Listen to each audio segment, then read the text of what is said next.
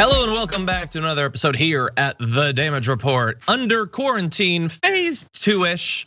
It's a big building, it's mostly abandoned. Sometimes Mike Shekels comes here. You might have seen him on Common Room. Sometimes he'll pop in and I immediately run away to get my mask because I thought I was totally alone. But generally abandoned, and I generally feel alone, but it's 2020, so what are you gonna do? And I'm not technically alone today because it is Wednesday, so we've got Jayar Jackson. Jayar, welcome back to the show.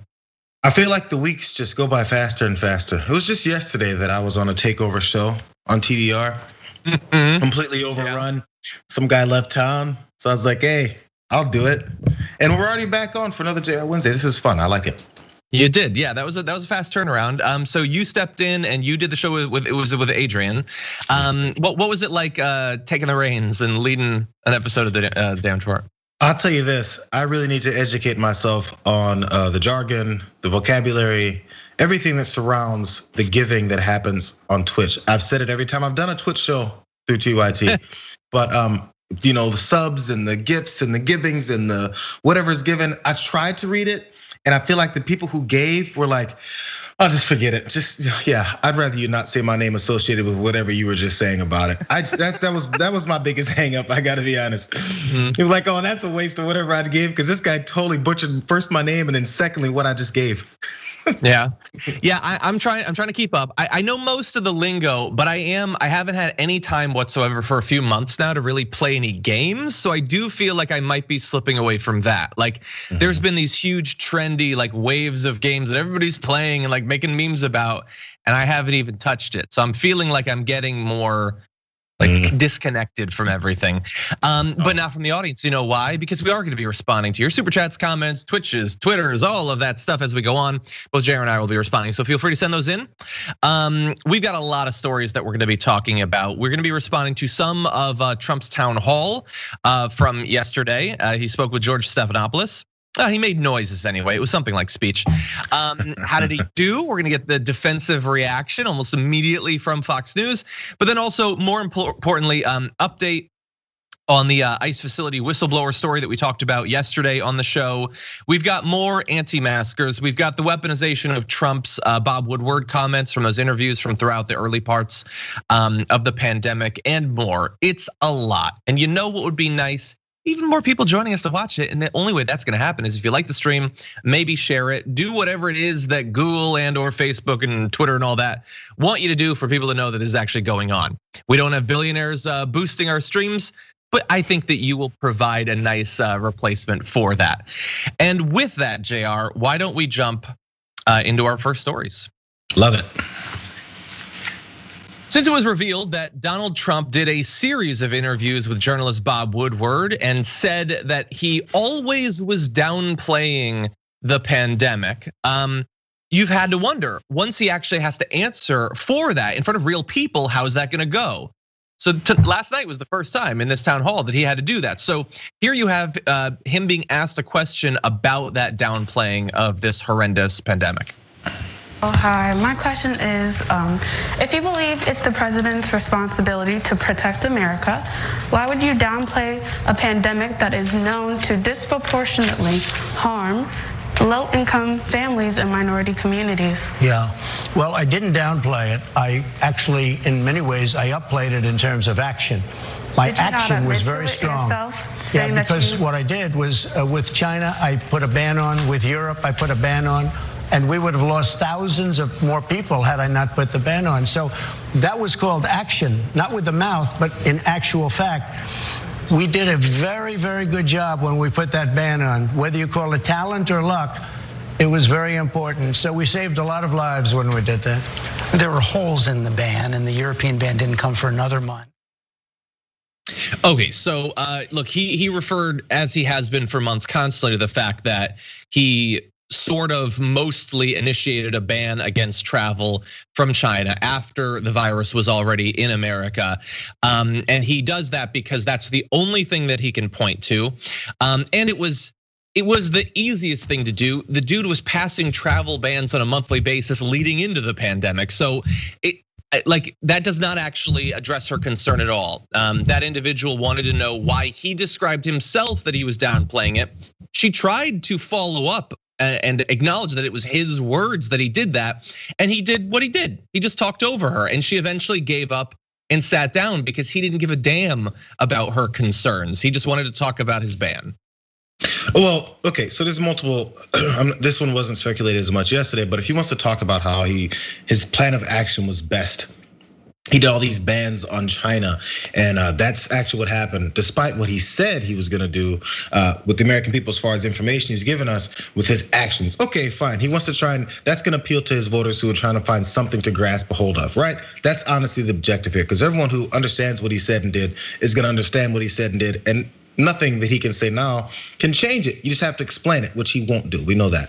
But the thing that came out yesterday that I'm not sure if the questioner or if maybe even Stephanopoulos brought up, this also happened in April. There's more tapes from the Woodward conversations where he said again, this thing's a killer.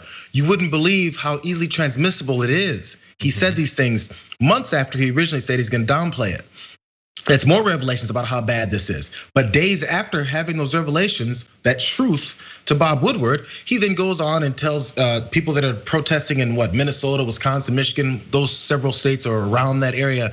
Hey, bring freedom to your country, bring freedom to your states. Congratulations, get out there and fight this stay-at-home orders and the invisible enemies in full retreat. He said all these things days after acknowledging how easily transmissible and much of a killer this thing is, again. So you can talk about your travel bans, you can talk about your Chinese opposition and how much you want to associate it strictly with them. But we see in more tapes and more audio recordings what you said in private versus what you're telling people to do in public. I don't care about your ban. You're telling people once in April, it's here. So your ban didn't mean anything at this point anymore. So people are going out in the streets to protest this thing being fake, and you're egging that on. Why did you do that? Yeah, 100%. And I don't want to panic people. Okay, don't go out and tell people to purchase every roll of toilet paper, that you can find. That would be a positive way to tell people not to panic. But telling people it's gonna go away, you don't have to worry, no action is needed, is not reassuring. Okay, and even if it were, certainly not the cost of so many additional people that have died. We are surrounded every day with people who don't take the virus seriously. You could draw a direct line to the rhetoric of Trump campaign officials and Fox News hosts on that. We'll be showing you some of those individuals later. And I love that you mentioned, the fact that behind the scenes from one day to publicly the next day, his messaging was completely changing. That's gonna hurt him. And at the close of the show, we're gonna have an ad that mashes up some of that. But really fast, just on a fact check. Remember fact checks when facts mattered? He said, I didn't downplay it, I upplayed it. Remember, because he has the best words and the best mind. He's not losing it. Okay, well, let's see. Let's go to the Woodward tapes. What did he actually say? Not in Woodward's words or not anonymous source. What did he say? Here you go. I wanted to always play it down. I still like playing it down. Yes, sir. Because I don't want to create a panic. He downplayed it. I always want to be downplaying it. No, sorry, that doesn't look good anymore. Now I upplayed it. I upplayed it. No, you upplay some things, whatever that means. You upplay Antifa, because it's not actually a threat. You up it to here and pretend that it is. You do that all the time. The threat of getting cancer from a windmill, for instance, that's not actually a threat, but you upplay it to pretend that it is. That's not at all what you did with this. And she was 100% right to ask that question. You can talk over her and hope that it'll go away, but those quotes aren't gonna go away. They're gonna be in 100 ads between now and election day. And I think it's right for people to be concerned about that. We should be. So maybe he set up this dynamic where you have to ask him specifically, okay, so you say that your travel ban is the reason why you've saved millions of lives based off of nothing. But so what about what you've told the American people the way they should act once it was already here? Because that was part of the problem, it was already here. As people saw it coming, you ignored it. So once it was here, you didn't do anything about what Americans then have to deal with as it's on our shores. So it's all here. Now, what was your responsibility to tell the American people? So now we got to break it down to this specific. Okay, fine, you can clarify it your way. What did you tell the Americans that were while you downplayed it? Because that's the specific question that he can skirt around as long as he has a limited amount of time just to filibuster for a second and allow the next question to get asked. Yeah, 100%. And that was hardly the craziest thing he said. We're gonna go to others. I just want to reassure the individual in the chat that said a windmill doesn't cause cancer, John. I know. I know. That's my whole thing, is knowing it doesn't cause cancer. Okay, let's move on to other misinformation that he was spreading right there. One of the campaign themes of Donald Trump's reelection is apparently not knowing who the president is. Like, they keep pointing to things that are going on right now and saying that this is Joe Biden's fault in some way. So they've been doing that, but they've also got that for the pandemic as well. So take a look at Trump laying the blame on Democrats for not doing something that they can't do. The wearing of masks has proven to lessen the spread of COVID. Why don't you support a mandate for national mask wearing? And why don't you wear a mask more often?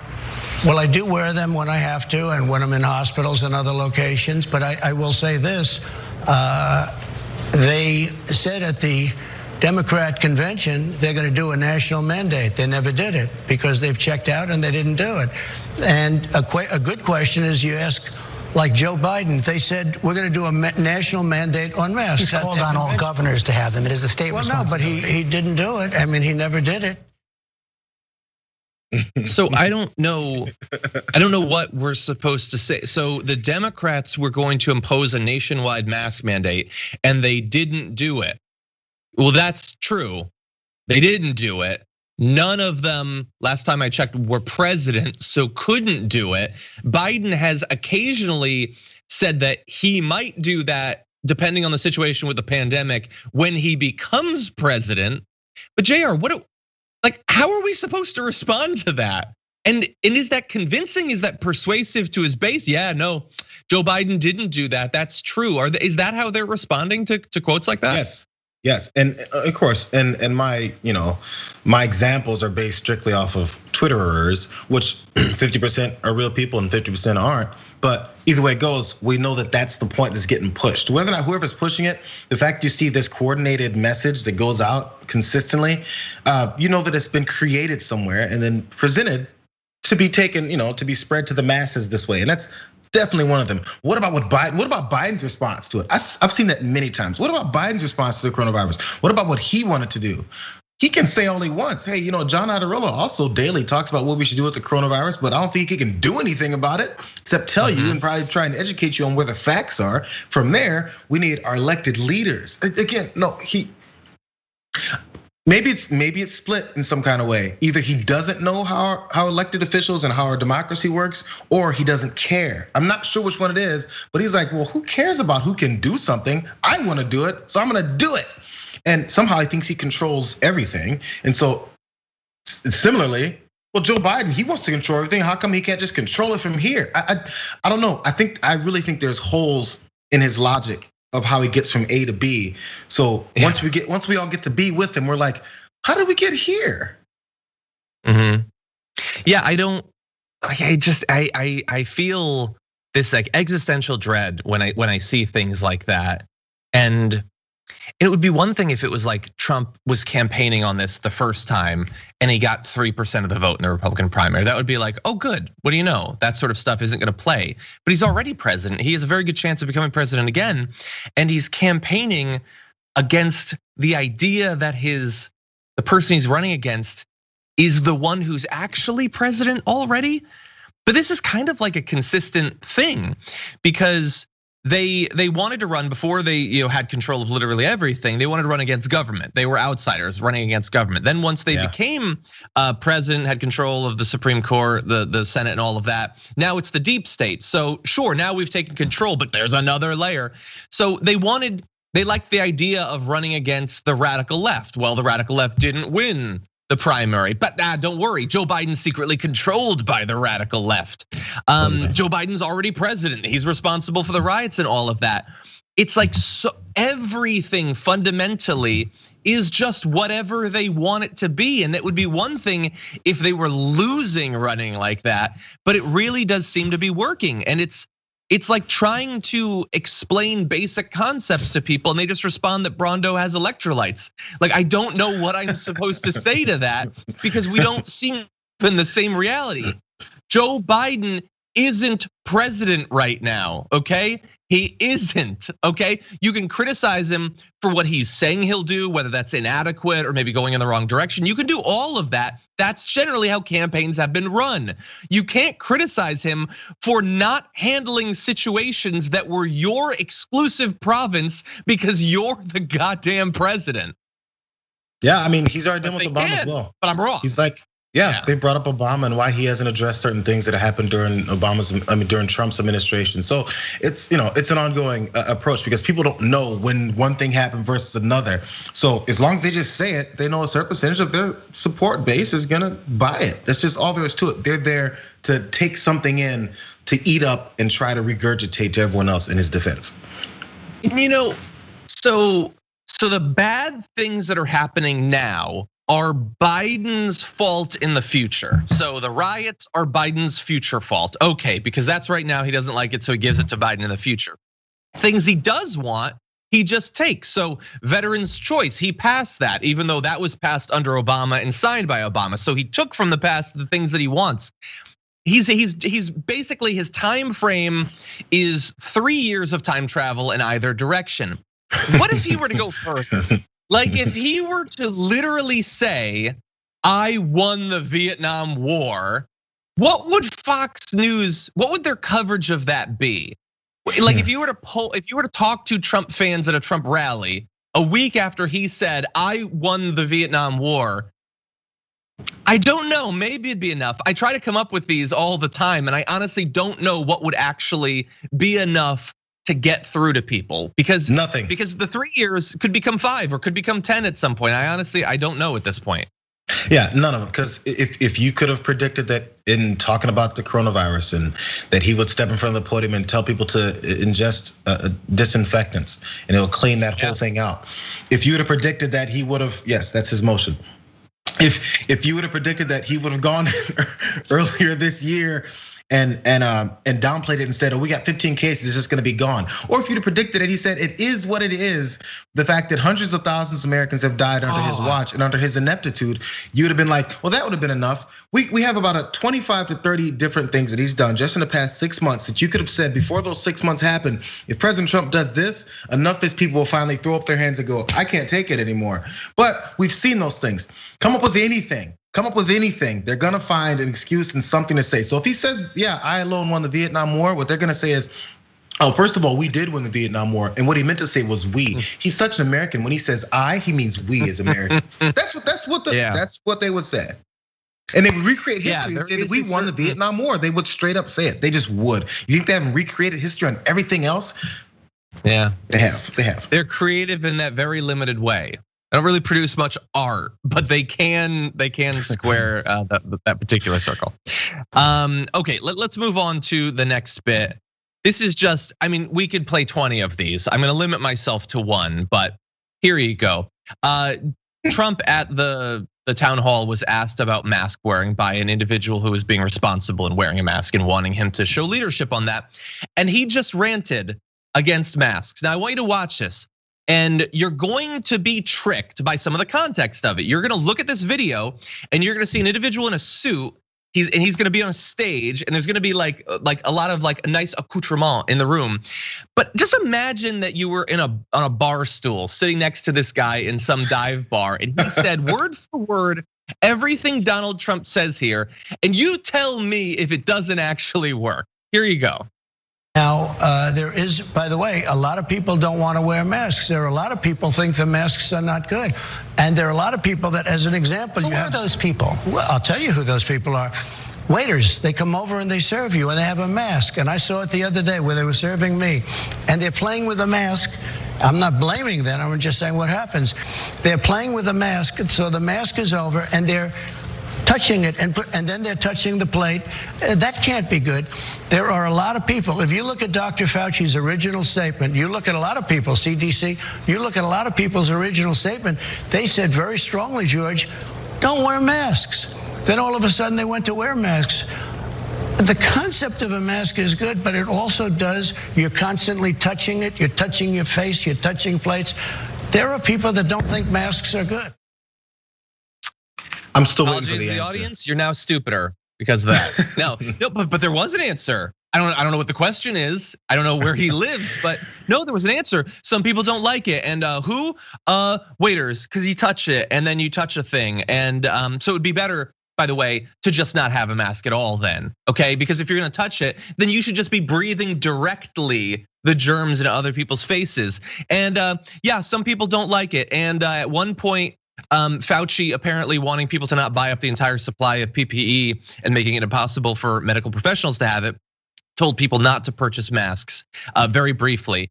And then for the last 6.5 months, every responsible medical professional in America has been telling people in chorus to wear them. Nope, sorry, that first week, one person sort of got it wrong. So I'm just gonna say that until the end of my days. That's the most barstool sitting thing right there. What a stupid, pointless dodge. You know it's healthier. That's why you're not going near anyone who doesn't wear a mask. You've said that to reporters. That's why at your rally, you've got a ton of sheep out there breathing germs on each other, and you're far away from that, secluded. Okay, so you know exactly how important it is. Absolutely, he says it a lot. Move a couple of things down. Basically. Let's keep it real. Every anecdotal story that Trump has about any interaction he's had with a normal human being is a straight up bald-faced lie. It just is. So what restaurant were you at? Like, this is when you start, because I know a lot of liars. Just ask him a couple of specifics. Just ask him simple specifics about this interaction that they had. Restaurant, you were at a restaurant, Mr. Trump? You had an interaction with a waiter at a restaurant, Mr. Trump? Really? What restaurant was this? When did you go? Who were you with? What did you eat? Why were you doing this? There was a restaurant that you went to and we didn't hear about all the Secret Service that was surrounding you as you went to a restaurant? Because we know even when presidential candidates before their presidents run in normal times and they go to these events, they go to like cookouts, and there's something up in, I don't know, in like the Midwest where they eat a big hot dog, which none of them should ever do. It's like a tradition, or they all eat like a corn dog. We see this every cycle, don't we? They do these things, and those things get media attention. You think the president of the United States, this president who doesn't like being around people, as you pointed out how he said at his rally, and is afraid of catching coronavirus, is going to a restaurant and is speaking to a waiter, which by the way, he didn't give us this interaction with the waiter. He just said, who dislikes it? Waiters, because they pull these things down. Did the waiter say, I can't stand this? Did he say, I'm over pulling this mask down? Did he say, I can't breathe? Did he say any of those things to you? Very simple follow-up questions would allow us to show all the holes in his BS story. He's such a bad liar. I don't know how he even gets away with it. It's obvious. Yeah, and think about, like, I love Fox News does this constantly. It's we're gonna tell you what some people think about something and pretend that we haven't done everything we can to make them think that. So they will talk about a story nonstop, day after day after day after day, and then say, hey, there was a protest where people were frustrated about this thing that we got them to be obsessed about. So Trump and Fox News has spent months telling people, you don't need masks, masks are stupid, they probably give you cancer, I don't know, it's unconstitutional, you're gonna be a sheep if you wear a mask, something, something Bill Gates, something, something 5G. Fast forward, some people don't like masks, I don't know, and that's a reason why maybe I shouldn't show any leadership as president. And we know that it is like what we have available to us as a country to do something about the pandemic right now, generally masks. It is the most effective, the simplest, the cheapest, the most widely available. It's all of those things simultaneously. The only variable in the equation that we don't have is the willpower, and we don't have that because we're awful as individuals, and those individuals have been told by fundamentally irresponsible people with their own agenda to not wear them. We could have done that.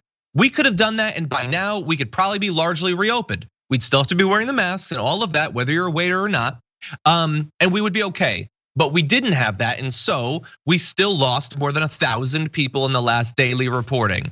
And I've said that, I couldn't tell you how many times. I'm gonna have to tell you that hundreds of times probably on future shows as well, because of idiots like Donald Trump and his complete and utter lack of leadership. Now, let's go to the sort of headline of that town hall, because it's the most consequential. Like the mask stuff, super consequential, but it's baked into the last few months. We're never going to improve on the mask. So bear in mind, your 2021 is going to be real fun, by the way, because we're never going to get better on that. But let's talk now about the overall strategy. What are they actually doing here? So let's transition to this. We've been telling you for literally months that Donald Trump, despite his changing public rhetoric about this, has been curious about, from the very beginning, a herd immunity strategy. Now, he needed to be talked out of this in the early days of the pandemic when he was told by Dr. Fauci and others that would result in the deaths of literally millions of people. And they have claimed to not be following that. But those claims are starting to fall apart with Donald Trump multiple times in recent days throwing that term or something akin to it into his public addresses. And we now know that his main medical advisor, who's largely pushed out Dr. Fauci, Dr. Atlas, who's not a doctor of infectious disease, by the way, is pursuing this strategy. So now look, it's just worked its way into his everyday conversation. Here you go. Here's Donald Trump on herd mentality. And we are going to be okay. We're going to be okay, and it is going away, and it's probably going to go away now a lot faster because of the vaccine. It would go away without the vaccine, George, but it's going to go away a lot faster with it. It would go away without the vaccine? Sure, over a period of time. Sure, with time it goes and many away. deaths. And you'll develop herd, like a herd mentality. It's going to be herd developed, and that's going to happen. That will all happen.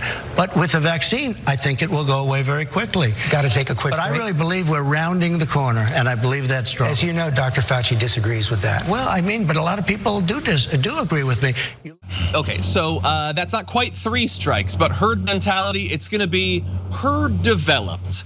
No, that's not the actual term, but honestly, him getting the term wrong doesn't matter in terms of the public health consequences. It matters in terms of the narrative of him being better mentally equipped than Joe Biden to be president. When Donald Trump's brain at this point, I have to assume, is what you would get if you went around the country swirling your pinky in the belly button of millions of people and then collecting what you find into a ball and shoving it in his big orange head. That's what he's working with mentally. But anyway, that's not what's important, Jayar. What's important is that he is 100% pursuing a herd immunity strategy, which I will remind people is a strategy of having no strategy and just letting people get the virus. That's it. Yeah, I mean, first of all, I'm not sure if anybody's hearing what he's saying, Stephanopoulos. I'm not sure if he picked up herd mentality versus herd immunity.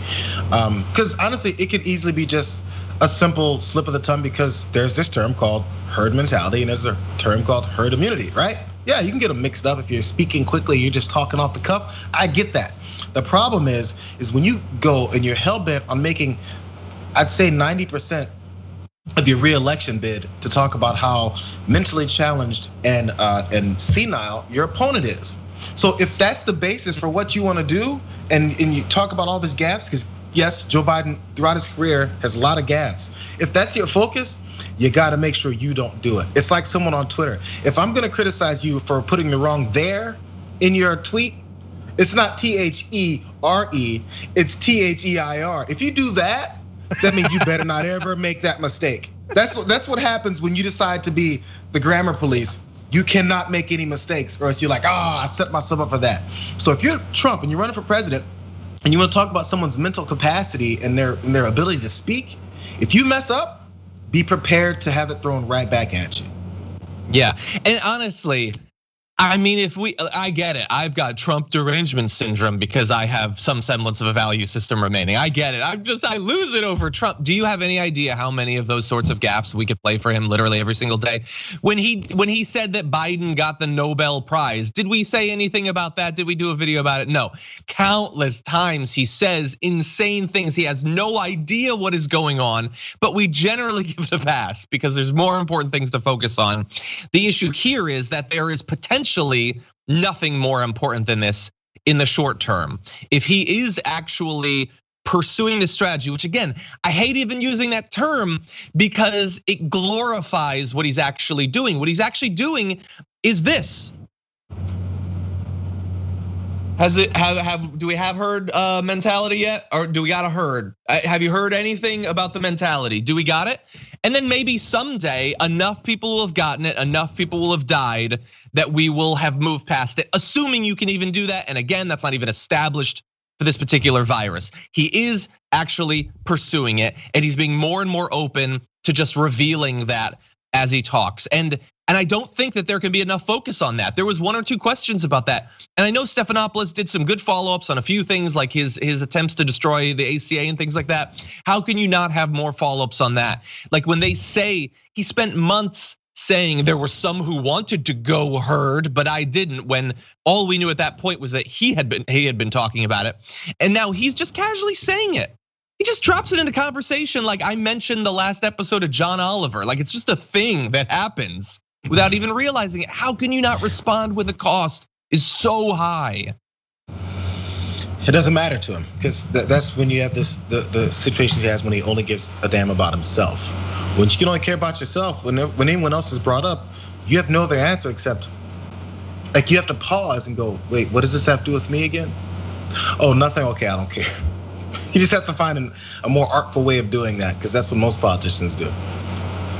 He hasn't figured that out. Okay, well, look, he's an absolute idiot. So why don't we go to an individual who knows what he's talking about, but that I fear every day has less and less influence over the actual strategy and outcome. So Trump talked about the herd mentality, that we're gonna develop a herd brain or something. That means effectively that he is waiting for enough people to have been exposed to the virus and or have a vaccine that effectively it will be too difficult for the virus to freely propagate from individual, and it will sort of wear itself out in the population. The issue with that has been noted many times, maybe 50 times on this show. We've gone over the statistics, but let's talk about Dr. Fauci, who earlier this month said, if everyone contracted it, even with the relatively high percent of people without symptoms, a lot of people are going to die. Letting the virus spread uncontrollably to achieve herd immunity would bring the death toll to a level that's, quote, totally unacceptable. That's what Dr. Fauci said. He goes on to say, if you look at the United States of America with our epidemic of obesity, as it were, with the number of people with hypertension, with the number of people with diabetes, if everyone got infected, the death toll would be enormous and totally unacceptable. Unacceptable to Dr. Fauci. I'm assuming unacceptable to all of us on either side of this camera, but it appears to be totally acceptable to Donald Trump. I mean, he's accepted 200,000 American deaths sort of officially recorded without batting an eyelash. I mean, if it gets up there to 1 million to 2 million, how much sleep do we think he's going to lose? New question that needs to be asked every time he says it is what it is. And I think we've done a great job. I mean, also, Jared Kushner, they all say all this stuff about how awesome it is and the great response we've had. Mike Pence, because he's had to be put in charge of it. All this. So every time they say how great they've done, just ask them, what's our threshold to where it's a bad job? What number should we start criticizing and complaining your response? Is it 250,000? Is it 500,000? Is it 1 million people? Make them put a number on how many people they think can die before they begin to care. Yeah. Hit them with that one number, because apparently 200,000 is not a problem. But there's plenty of people in this country, maybe the friends and families of 200,000 people, that think that's maybe one too many because of the way that their lives have been affected by it. Make the people that are okay with it answer, when is it not okay? I'm glad that you mentioned that, because we almost had it for today in the email that I sent to you last night. We were gonna have it. I'm gonna start a series of videos, probably between now and the election, if he gets reelected, maybe longer, called COVID Flashback, and it's going to be playing videos of individuals in the media and Trump administration officials, including Trump, and what they have said over time about the pandemic. And there was one relatively early on when at one point the COVID death estimates were being revised down, that had a Fox News host sort of like bragging, oh, they said it was gonna be 200,000. Well, it's not even a fraction of that by August. So let's just reopen the economy, because we do have to remember what these people were saying, what they were advocating for, how they were manipulating what we knew at that time to get the sort of economic outcomes that they wanted. And so we're gonna have that coming up, maybe starting tomorrow, we'll see. But really fast, on the numbers, on herd immunity once again. I want to give you just a ballpark estimate of what we have to assume at this point is the strategy, at least at the federal government level. States might be taking it more responsibly, some appear to be, but the federal government wants herd immunity. Most scientists think 60 to 80% of the population needs to be vaccinated or have natural antibodies, i.e. be exposed to the virus, to achieve herd immunity. And again, I will add, very few of these articles do. That is assuming that you can develop a relatively long-lasting or permanent immunity to this virus, which has not been established, okay? Herd immunity exists for some diseases and not for others for that very reason. All of this conversation is assuming this will be one of those, and perhaps it will, but we don't know. Let's say it is. The coronavirus has infected less than 2% of the US population. This is as of August 13th, and had already killed 167,000 people. That was back in August, 2%. We need 30 to 40 times as many people to be infected. Now, does that mean that the death toll would be 30 to 40 times higher? Perhaps not, but it would be a lot higher than it is now. And it is not in any way an exaggeration to say that millions of people will die if we pursue this as a national strategy. Now, some of those people can get the vaccine, assuming a vaccine does actually come, that it's made available, that it's affordable, and all of that, and it actually works. We don't know any of those things yet, but we do know that what we have before the vaccine is a strategy of the herd mentality. John, all you did was go through a normal, logical explanation, and honestly, a dive, not even a deep dive, a dive into how something like this works. So if you're gonna throw around the term like herd immunity, and certain numbers of people need to get it, and it'll all be fine once this happens, like they've been pushing, you have to understand those very simple things. Because they're also bragging, by the way, this is where their arguments collide. They're arguing about how few, as far as the entire population, actually have it. That's like a victory lap for them, right? And then when you talk about the fatality rate, case fatality rate, all those things that they're bragging about, in order to have your herd mentality / immunity, Donald Trump, you gotta infect a lot more people. Are people volunteering to be infected? Are people volunteering to take this unproven vaccine that you are claiming is coming out in the next 2 weeks? All these things that you're talking about happening that haven't happened yet. If you think you're gonna get to a logical endpoint, you have to think out the full equation. All you did, John, was go through the equation. This is what our administration of the United States of America has not fully vetted out, is the equation. It's not super calculus. It's like addition.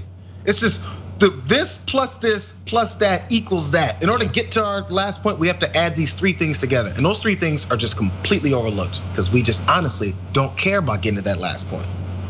Well, Jayar, you think you're so clever, but I can answer one of those. Are people volunteering to be exposed?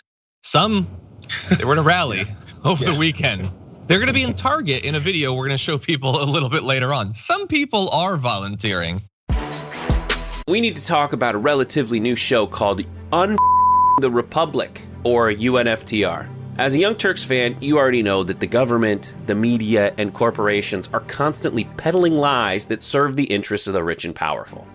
But now there's a podcast dedicated to unraveling those lies, debunking the conventional wisdom. In each episode of the Republic, or UNFTR, the host delves into a different historical episode or topic that's generally misunderstood or purposely obfuscated by the so-called powers that be, featuring in-depth research, razor-sharp commentary, and just the right amount of vulgarity.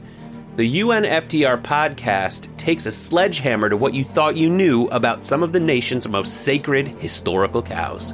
But don't just take my word for it. The New York Times described UNFTR as consistently compelling and educational, aiming to challenge conventional wisdom and upend the historical narratives that were taught in school.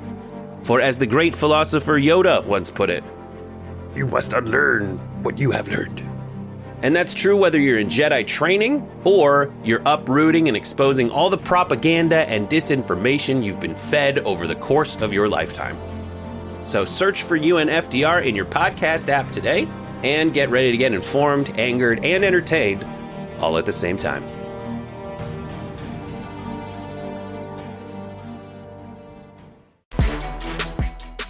Even as Donald Trump's town hall last night was going on, the reactions were rolling in.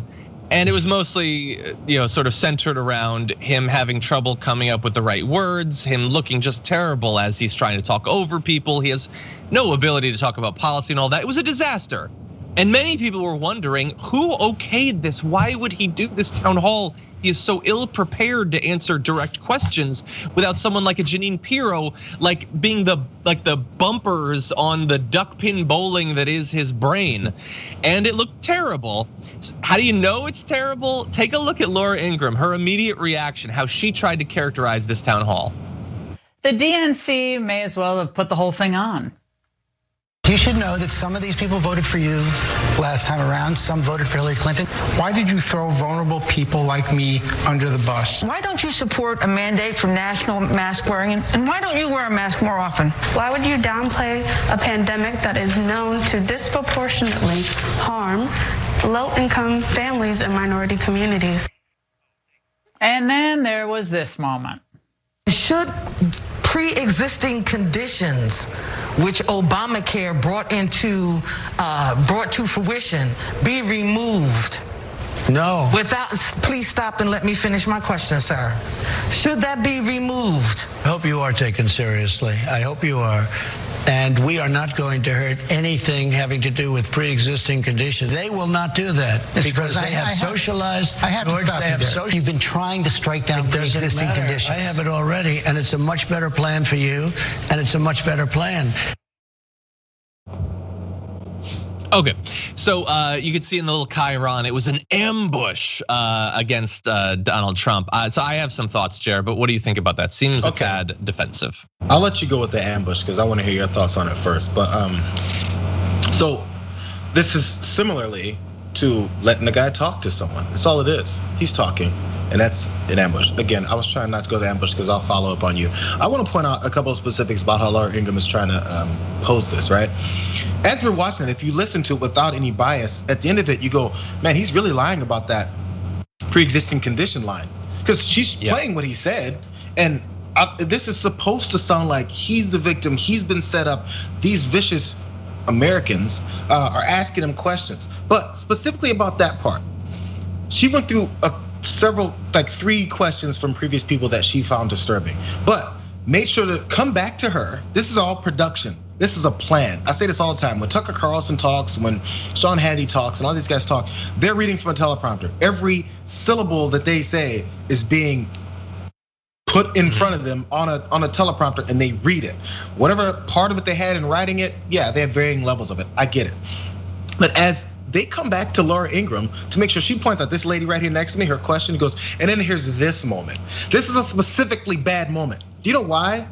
Because this uppity black lady decided to interrupt your president when he was trying to interrupt her in the middle of her question. This is specifically a bad moment in this town hall. This lady decides to interrupt your president, who's more important than her. That's all that was for. And can you believe it?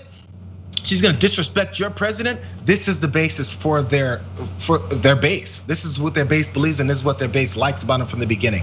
His hatred, his racism for certain people, and now look at what this country's become. A black woman decides to interrupt your president. That's all that was saying. Now, you don't have to say it directly, because now when someone like me points out what your message was there, you go, oh, look at them always crying racism. Hey, the racism starts with you pulling off something like that. It's just how it was. What other reason do you have for specifically pointing out that moment, which is the same as another constituent asking a question of this president and interrupting him? The point is she interrupted him. What an uppity black woman this is.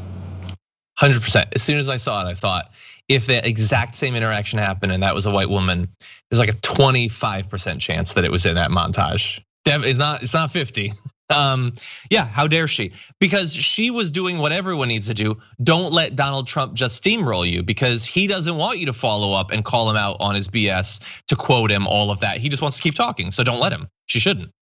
He's there to answer their questions. That's what he came for. Let them ask their questions. But so Ingraham must have thought that little montage effectively communicated her point, that this is an ambush. But really, it being an ambush is entirely dependent on how unfair or perhaps biased in their framing the questions are. We've seen questions like that. I don't remember, it was back in 2016, I think in the primary, Bernie Sanders was asked a question from a Fox News host, I think it was a Fox News host, about socialism and Cuba and all this, and it was just so obviously fake, conflating these two things.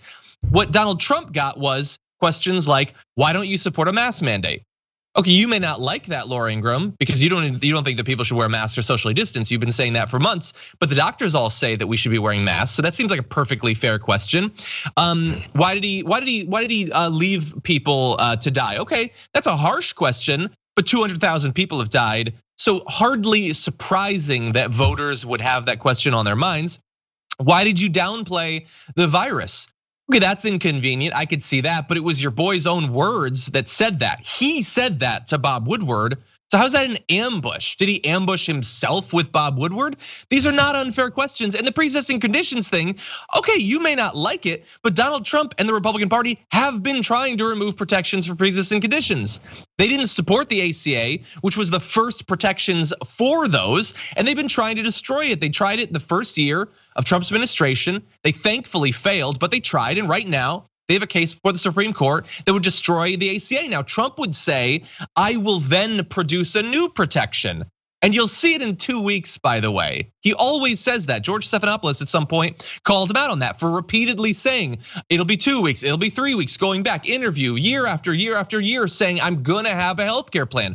Well, where is it? Is it an ambush to want him to finally make good on a promise that he's been promising for literally years? That is only an ambush if you have literally no standards whatsoever for this politician. He has walked into every single one of those questions and 1,000 more with his callous disregard for the American people during this pandemic. So she can whine that she doesn't like it. I get it. He sucked. I wouldn't like it either if he was my politician, but that doesn't make it an ambush, and that doesn't make that an effective segment. Anytime the truth, or at least reality, is seen, is synonymous with an ambush, and that's your party and that's your president, hey, this is a problem. It's like the truth has been told, or reality is striking him. What an ambush. That means the reality is we allow him to get away with lies. So George Stephanopoulos stepping in and saying, hey, actually what you did say about pre-existing conditions is the opposite of what you're saying right now. That's an ambush to speak a fact about what someone is just lying about. So what you want is for a politician to be able to lie and no one call it out. Keep it real, just say it, just say it. What happened to the days of allowing a politician to lie right in front of me, blatantly and easily debunked, and just not do it? What happened to those days? Yeah. That's what you're longing for. This is what makes America great again means. Let's go back to those days. Yeah, and by the way, at last night's town hall, he said that he would have an immigration plan in 2 to 3 weeks. So someone watching, can you remind me in 2 to 3 weeks? I'm sure we'll be reviewing the detailed proposal at that time. Lots of lies though. You want one more lie? I think the lie above all other lies, the crowning lie achievement. This morning, Donald Trump tweeted, "Thank you for the great reviews of the ABC News show last night." No, there wasn't. No, there wasn't.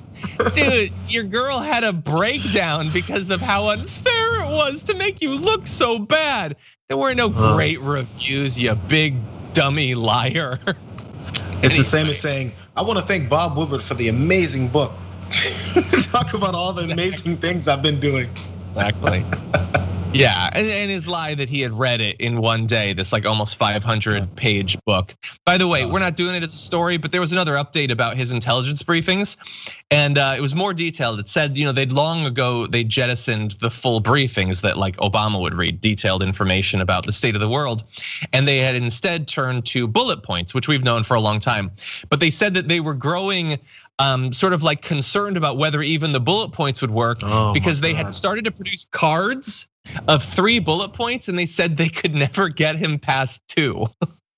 Yeah, he read the 500-page book in one night, I think. Anyway. Oh God. I didn't know about the bullet points and cards thing, man. That's depressing. So Imagine if like Marissa's one of our producers. Let's say that she goes on to another job someday and she's like, I would produce these interviews for John and like it was like I had to fit something good in the first bullet point because there was no chance that big idiot was getting the second one. Like, can you imagine? Oh, it'd be awesome. That would be awesome. Don't do that, please, Marissa. Okay. Depending on how much she pays me for that, I'll totally vouch for it. I mean, it's a 6-figure type of payment, but I'll back it up. Oh God. Yesterday on the show, we talked about the ICE facility whistleblower Dawn Wooten, who was talking about both the complete negligence when it comes to COVID, but also the apparent epidemic of needless and non-consensual hysterectomies that have been performed on detainees. That whistleblower has now been on TV last night on Chris Hayes' show. Want to show you just a few of her comments about what she was exposed to in her time at the facility. You have detained women. I had several detained women on numerous occasions that would come to me and say, Miss Wooten, I had a hysterectomy. Why? I had no answers as to why they had those procedures. And one lady walked up to me here this last time around between October of 19 until July the 2nd. And she said, what is he? Is he the uterus collector? Does he collect uteruses? And I asked her, what does she mean? And she says, everybody that I talked to has had a hysterectomy. And you just don't know what to say. I mean, I don't have a answer for why that they would come to me and they would say, is he the uterus collector? Yeah, so yesterday on the show, Gary Chambers and we speculated about a few of the reasons they could be doing this. None of them are good. Some more horrifying and theoretically genocidal and eugenics based than others. But from what we have heard from this whistleblower, it is apparently happening. We will find out more. We now have, let's see. I'm gonna jump ahead. Nancy Pelosi, Speaker of the House, is demanding a probe. 160 Democrats have signed on to that. I'm sure other Republicans, the pro-lifers, are gonna be really concerned about this and they're gonna join. So supposedly an investigation will be done. Perhaps we will learn something about this, if these procedures are being done, if they're actually being logged, and all of that. The entire thing, Jayar, is just absolutely horrific. Yo, this is one of those things where, if you say it without any kind of evidence or without anyone coming out and saying it, if you even speculate and go, you know what, it's kind of, I wouldn't put it past them to start pulling out mass hysterectomies of these women because of the things that they've always said about these women and this group of people that they've now have housed and treat like garbage. We talk about even the things that happen in the facility with the lack of COVID preparedness and safety when it comes around them. So if they don't care about their lives in that aspect, they definitely don't care about any potential reproduction that they can pull off. Now, this isn't something that started with Trump, as we know. Now, this policy potentially with ICE may have, but the Republican Party and Republican pundits and conservatives have been talking for years about how white people are getting outpaced by Latinos in this country, and soon we're gonna be the minority. They're having babies at a faster rate. We gotta start having babies. I think it's, Steve King may have been one of those on that as well, but there was definitely pundits that talk about it, and other politicians that wanna refill our coffers of white babies because we're getting outdone by Latinos. We're losing, is basically the way they put it. Now, throughout history, we know that this country's done things with sterilization of particular women. I wanna point out this one part that I read in this piece. There was legislation put in place. The reason behind it was to get rid of certain people and their horrible traits. So really fast, legislation that was motivated was there was crude theories of human hereditary that posited the wholesale inheritance of traits associated with a bunch of feared conditions: criminality, feeble-mindedness, sexual deviance. So these types of traits were attributed to black and brown people in this country, and therefore they sterilized these women systemically the way they just decided to do it. So let's remember back to when this president stepped up on that stage after riding down the escalator. What did he say about Latinos? They're rapists, they're murderers. They're coming over our country to take over and whatever to do to your people and your family. Went through 3 or 4 straight negative stereotypical traits that racists believe about a certain group of people, that now when you've got them all housed in this facility, you're starting to sterilize many of them to make sure that you get rid of those traits. It's just, we're replaying history. So if you believe as a racist, this is why it's dangerous to elect a rabid racist as the president of the United States. They will carry out their beliefs in policy. It's happening right in front of you. But when people came out like us and complained about the way he talks about these people, then we get told, oh, snowflake, oh, he's just speaking the truth. He's trying to protect the country. This has led to these types of policies that they think are just fine and dandy because this matches up to the end game, which is to limit the number of these people with the wrong genes, white supremacist type of language, from having more children that embody those horrible stereotypes. Yeah. It's just all it is to it. Yeah, and look, obviously we need the investigation. We can speculate. We don't know exactly how many were done, but considering what has been done at these facilities just during the Trump administration, there are very good reasons to be incredibly concerned about this. We know how little care there has been in these sorts of facilities to protect people from the spread of COVID. There's been sexual assaults, there's been abuse, there's been deporting individuals who are about to give testimony. Like all of these things are context that we also have to bear in mind when hearing what this whistleblower has to say. Obviously, we need an investigation and more information.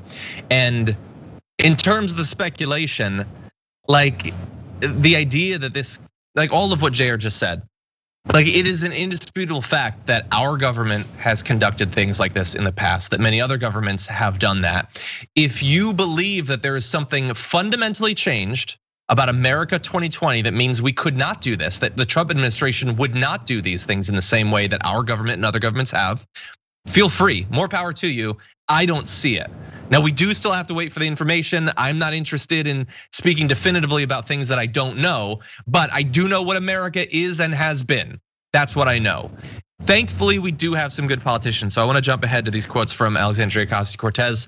She tweeted, "It's astounding that after a massive family separation operation, mass sexual assault of detainees, trapping immigrants in COVID-infected detention centers, and now reports of mass hysterectomies, which the US has done before, abolishing ICE is controversial. Where's the line?" And I saw also that she had quote retweeted Emma Vigeland, who's talking about this, about the fact that that was considered radical a year or two ago, saying it wasn't just the right wing that thought so. "The reason I didn't choose a more comfortable term for targeting and detaining groups largely by ethnicity without trial in camps with malnutrition, sexual assault, permanent psychological trauma, and bodily harm is because we shouldn't be comfortable about it."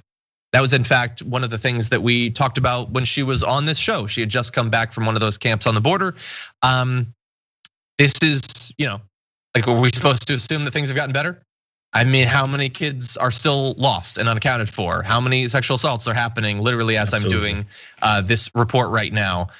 Is that doctor, is he not going to collect uteruses in the future?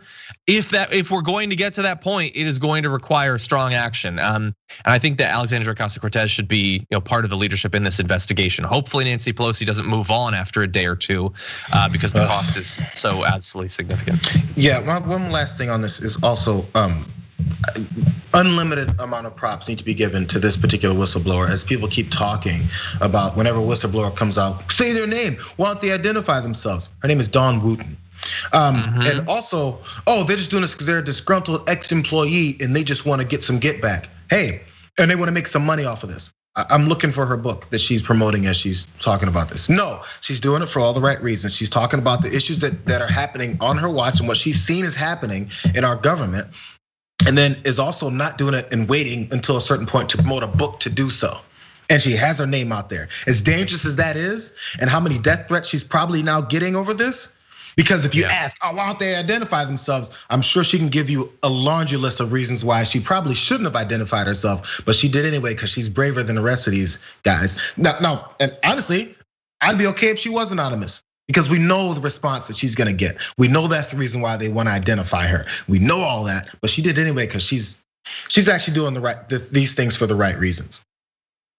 Exactly, and I don't know if Skip, you can go back to it, but we have a tweet from the Government Accountability Project, which apparently has been working with Dawn Wooten. There was already a fake Twitter account that had to be suspended. That got over 8,000 followers pretending to be Dawn Wooten, to, I guess, convince people that she was doing this for purely political reasons. I don't know if you can read the text there at the bottom, but it describes her as someone who hates Drumpf, a single mother of 5 who supports Black Lives Matter. So you can see what they're trying to target her around. Because remember, fundamentally, we are dealing with people who don't give a damn about what is true and real. They think, wouldn't it be easier to discount her if it was political? And then they look, they can't find anything, so they just make it up. They just make it up. Jayar and I would literally never, like, imagine if we made up like a fake Stephen Miller TikTok account to pretend that he is what we say that he, we'd never do it. Because fundamentally we care about what's true, but there are a million foot soldiers in their army that doesn't give a damn about what's actually true. They want what's convenient and persuasive so that they can maintain their stranglehold on political power. That's what it is. And so again, this is just a fake account, but you don't think Dawn Wooten's getting death threats as we speak? 100% she is. And look, we'll find out. Is she right? She could be wrong about some of this stuff. I don't know. I don't know her. I have no dog in this fight, except that I want an investigation and I care about what happens to these individuals, which is a fundamental difference from some of the people who are attacking her right now. They don't give a damn what happens to these women in those facilities. Okay, let's move directly on to the next story. I guess in some weird way, this is funny, I suppose, but also scary. So let's move to this. So we've shown you a number of different videos of anti-maskers going into retail locations to complain about the fact that they have to wear one. But take a look at this. This is a video from Target, a group of what looks like young white anti-mask activists stampeding through a Target and yelling at people to take off their masks. Take your mask off! Yeah, take it off! Idiot.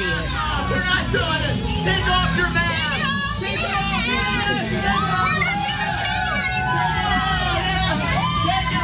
Take it off! We're not stopping you! Yeah, we got someone! Take it off! Look at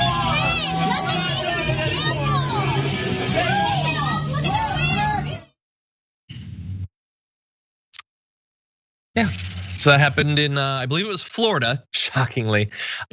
Florida, which was incredibly hard hit by the virus. I had a family member die from COVID in a Florida hospital. And that's what some Floridians think about this pandemic, that it's some kind of joke. You just run around in Target and have fun and possibly infect people with their disease.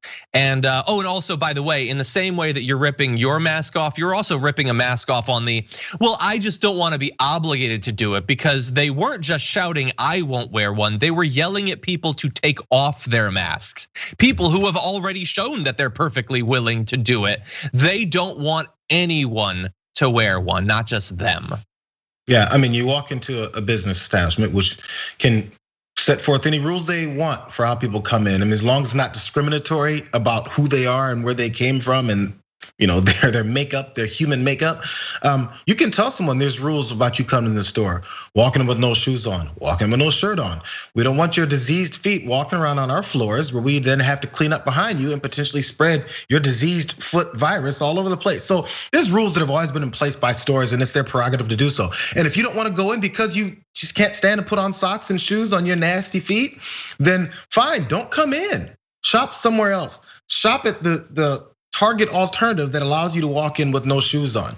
That's the way it works. Hey, so if you're mad at Target for making you wear a mask, don't go to Target. Now, what I want to hear is a questioning of conservatives and specifically elected officials about what they think about their people going through a Target and yelling at other patrons about their decisions about wearing masks. Because I remember when perceived to be protesters were walking around and yelling at people outside of cafes to stop eating there, join the protest. What are you doing? And what did a bunch of Democrats and libs say? Oh, I'm sorry. Those guys shouldn't have done that. My fault. Hey, I want to apologize for them. Hey, they don't represent all of us. Hey, certain people out here yelling at people on the street. That's not the way to convince people to come to our side. I'm waiting for the Republicans and conservatives to then start denouncing and rejecting these folks that walked into Target screaming in everyone's face, telling them what to do, because that's the same thing. When is Ted Cruz gonna come out and say, you know what, I like to denounce and reject these radical conservatives that walk through Target yelling at people about what they should do and what they shouldn't do. And by the way, it doesn't represent us. That doesn't represent us. That's no way to get people on our side. When is that conversation gonna be had? No, instead, we're always complaining and we're always denouncing and rejecting people. We do it here. We do it here specifically at TYT. We always worry about what someone else on the street said to someone, and that's no way to approach and get people on your side. No, I'm over that. Yeah, it's wrong that they did it, and that's where we're gonna stop. That has nothing to do with me, because I wasn't out on the streets telling people to get up from their cafes and join the movement. No, that wasn't me, so I have nothing to say about it. Same way conservatives have nothing to say about this. Yeah. Although who knows? I mean, if one of those people's identified, they'll probably be on Tucker Carlson and he'll talk about how they're an American hero. I can only imagine, like, if you're one of the workers, like, you have to work at Target, like, you're already being exposed. We already know how many retail workers have died, and that band of, hashtag herd mentality coming in, like, scale, like, let's say I were to tell you just one fact about an individual, and you have to tell me how that influences you on a scale of 1 to 10, how serious you think they are otherwise about the virus. They run through Target yelling at people to take off their masks. How serious do you think they take the virus? What are the chances that they have COVID right then? I think it's safe to say higher than normal. And they're running up on people, and those people hypothetically get sick. I'm sure you've all seen the reports of there was an in-person wedding in Maine. And contact tracing has now identified 7 individuals who died as a result of that. Not people, by the way, who were at the wedding, but people who were infected by people who were at the wedding are dead now. 7 individuals because they decided to have this wedding. Every event in a pandemic can have consequences. Maybe you'll be lucky, it's Russian roulette or whatever. Maybe you won't kill anyone, but maybe someone will die as a result of what you just saw there. And bear in mind, many people are still dying. Let's do what we do virtually every day. Here's the most recent reporting from the COVID Tracking Project. Yesterday, 1,031 deaths were reported. More than 1,000 Americans died. Again, I can't tell you how many times I've now said more than 1,000 Americans have died in the most recent reporting. And I'm gonna say it over and over and over again. Maybe someday someone will go through and mash it up, because 1,000 plus people are still dying every day. It's been more than half a year, and we're still losing that many people. Why? I don't think it's totally unfair to say, because of videos like we just showed you. And it seems to only be getting worse. You probably saw the video of the cops who went to a college party, like that, a bunch of people. You're only supposed to have like 10 people in a building. They had like 50. The guy who was throwing the party was positive with COVID. He told the guy, yeah, no, I was tested, I was positive. And they were like, well, aren't you supposed to be quarantining? He's like, yeah, I am with them, the 50 people that are also unmasked and possibly have COVID. Like, and this is just all over the place. Last thing, and again, we alluded to this yesterday on the show. Right now, you have a couple different sorts of protests going on, as we've talked about many times. You have people who are being gassed and run over by police cruisers and being shot in the head with non-lethal munitions to push for people's civil rights. And then you have people who are rampaging through Target telling other people to take off their masks. The wide range of experiences in America, different sorts of concern. That's what we've got. Guest onto the show is that I get exposed to information, topics, ways of life, perspectives, and all of that I would never have come across otherwise. And I think we potentially have one of the best examples of that in a very long time, with an author joining us now to talk about a topic that I have really never thought about in any sort of critical or even relatively deep way. So let's broach that today, as we're joined by the author of Here She Is, The Complicated Reign of the Beauty Pageant in America, sociologist from Brown University, Hilary Levey Friedman. Welcome to the Damage Report. Thanks so much for having me. Glad to have you on. So this is about pageants, but it's really a lens that you're using to look at feminism in America over the past century or so. Even more than that, I really started in 1848 at Seneca Falls. A lot of people don't know P.T. Barnum started the first beauty contest in the United States in the 1840s, and kid beauty contests too. So it starts there and goes all the way up to present day. That is fascinating. So I'm from Bridgeport, Connecticut. So P.T. Barnum is all up in that. I had no idea that. I mean, why not? He's done literally everything else. So let's talk about the evolution over the time. You have a long time frame here that you're talking about. Where do sort of modern or even relatively modern ideas of feminism start to creep into it? It seems like initially that wasn't necessarily one of the driving forces behind setting these up. Well, the book is organized around what I refer to as the 3 waves of feminism. So sort of the biggest success of the first wave of feminism was the ratification of the 19th Amendment, celebrating the 100th anniversary this year. And about a year later, the Miss America pageant starts. And if you've ever wondered why pageant contestants wear sashes, they got those from the suffragists. So that's a whole interesting story. So right there, we see a very strong connection. And then one of the biggest events in second wave feminism was in September 1968, when the New York radical women organized a ZAP protest right outside of the Miss America pageant. And it's seen as one of the first really organized and public moments of second wave feminism. And then there's lots of ties to what I call third wave feminism after the election of Trump, who of course used to own Miss Universe and Miss USA, but in the Me Too movement and links to Gretchen Carlson as well. So beauty pageants really are a lens to see this arc of feminist history in America. Wow, yeah, and if people want more information about one of, I think the most interesting links is what you said about the sash. I know that you have an op-ed available on the New York Times about that. So yeah, I wasn't sure how long I'd go before I'd mentioned Donald Trump, but obviously before he was, the occupant of the White House, he had this long history with pageants. How does he play into this sort of the interlinking of the pageant world with feminism?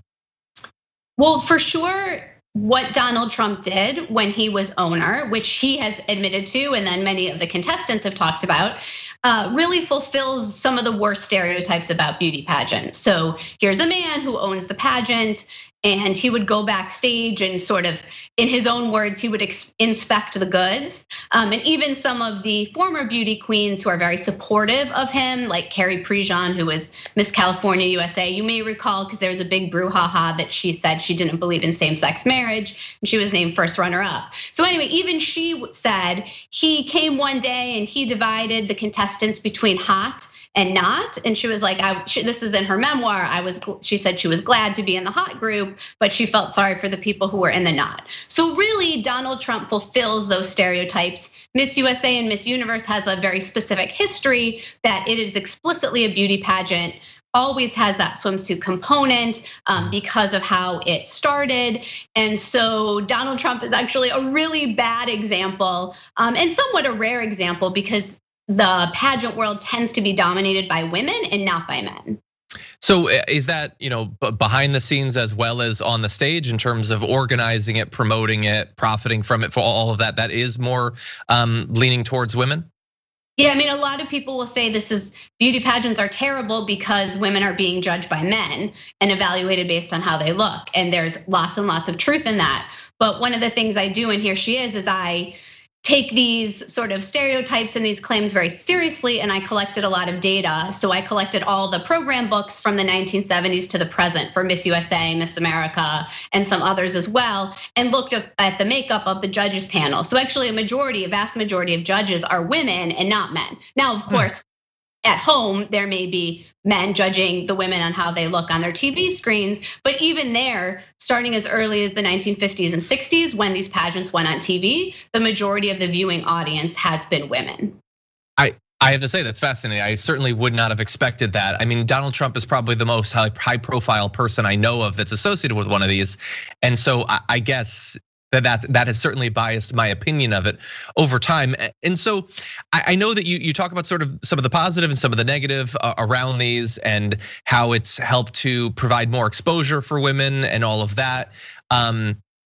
So I mean, I guess taking the long view of going back, a century plus, have things been changing in a positive way? I mean, the pageants are still here. They don't appear to be going anywhere, which would not have been my prediction if you'd asked me a couple of decades ago. Is it transforming ever more into a force like a positive force? Well, I think it depends on which pageant you're talking about, because there is a great deal of variation. But let me flip the politics example from Trump to something that's a little bit perhaps more positive, which is that a lot of state winners from Miss America are now going on to run for elected office. So just for example, there's 2 former Miss Hawaii's running right now for the Hawaii legislature. One's a Republican who's an incumbent and one is a Democrat. So we see the ways in which pageants have become more serious, specifically the Miss America pageant, and politics has maybe moved a bit toward the entertainment sphere and sort of short sound bites and how you look and all of those things have become ever more important. And so I think as American womanhood has changed, so too have these beauty pageants. So I can think of a few things. I mean, when Miss America's 100th anniversary actually happens now, these women are going to be expected to be pursuing advanced degrees, have a cause that they are publicly organizing and speaking out on. They have to have a talent, but they also have to do it while wearing 6-inch heels and fake eyelashes. And is that really that different than what we expect from a lot of high school girls I know, where it's like be socially active on Instagram, but do it with your pictures modeling all the right angles and that sort of thing. So I think Miss America in particular captures this complicated moment that we are in for American women. You mentioned there about the experience of some American female teens. What about the dichotomy? You have Miss America, Miss USA, and all of that. You also have these youth pageants. What do you think about that and how it ties into this history that you've explored? Well, the child pageants in practice today are quite separate from what are referred to as the Miss pageants, like Miss America and Miss USA. However, historically, they're super linked. So I mentioned P.T. Barnum from your hometown. When he had all these best poultry contests, best dog contests, even best flower. He was like, oh, I'm gonna do this for the women. I'm gonna do a most handsome woman contest. But in fact, it was one of the few times he misread the zeitgeist and there was this huge uproar. What proper woman, what respectable woman would present herself in public? So he pivoted to make that a photo contest. But he then started these baby contests, the most beautiful baby contests. Now, of course, a baby cannot go up in public or on stage by themselves. And so the moms actually had to carry them. And that is part of what made it acceptable for a woman to be on stage and a woman to be judged in public. So their histories are really interlinked, but in practice today, there aren't a lot of people who were big on the child beauty pageant circuit, as it's known, who would go on to necessarily be crowned Miss America or Miss USA or Miss Universe for that matter. Interesting. Yeah, that's interesting. And so that initial exposure, I mean, you're talking about people running for office literally now that maybe get some of that same sort of training and how to present yourself, how to communicate and all of that. That is very fascinating. So just for context, I just have a couple of quick questions because I'm an idiot and I don't know anything. Are there other countries that have similar histories in pageantry like this? Is this something that you can find all over the place? Well, it's interesting because a lot of developing countries are sort of pageant mad. So the Philippines would be one example. Pageants are huge in India, pageants are huge in South America. And so there are different markets, but in fact, this path toward politics, we can see in many examples in South American countries, because if you win, it's this big platform for a woman in the same way that like being a quarterback or something might be a big platform for a man. We have lots of athletes who have transitioned to political careers. So definitely the ways in which pageants can be a path to social mobility for some is true in other places. Of course, our history is specific in terms of when women got the right to vote and protest and all of that. But the path in the United Kingdom, for example, is much more similar to the United States. Interesting. And is that a relatively new thing, or does it go back in the same sort of time frame of what you're analyzing here in America? No, it goes back a ways. Miss World actually started in England before Miss Universe did. This was in the 40s and the 50s. So there's definitely a history, but today it's more like an export of the United States. If you think about a show like Toddlers and Tiaras, if you remember when that was on TLC, that was exported to like Australia, for example, and then the child beauty pageant circuit got much bigger in Australia. But of course, those are sort of déclassé now in the United States, the child pageants, even on TV. So it's a bit of a mix, but we can definitely identify hot spots and sort of the trends go up and down in terms of what's popular at a given time. I often find that there's an inverse relationship between the kid pageants and the Miss pageants. When one's doing well, the other one isn't. So based on you appear to know literally as much as anyone in the world about these trends over time. Looking forward, where do you see it going? What changes do you think are likely? Well, as you said, a few decades ago, you might have thought these things will not continue to exist. So I believe that beauty culture is deeply embedded, particularly in American society. I mean, to me, The Bachelor is the new Miss America, and millions of people watch The Bachelor when it's on every week. So I don't see that aspect of beauty contest culture going away. Now, do I think Miss America in its current form will be around for 100 years? Probably not. And do I think it will be on TV even a decade from now? I'm not so sure, but that doesn't mean it's not worthwhile for the participants. I sort of joke, no one says the Rhodes Scholarship isn't important, but would people want to watch those interviews on TV? Like, is that entertainment? Maybe for some people, but probably not for most. I'd give it a try. I mean, I don't know how long it lasts, but we might be a little bit of outliers there. Yeah, 100%. Okay, well, we're gonna have to check in 10 years, and we'll see if that prediction has come true. But for now, thank you so much for joining us. The book is Here She Is: The Complicated Reign of the Beauty Pageant in America. Hilary Levey Friedman, thank you so much for joining us. Very fascinating work you've put together there. Thanks for having me.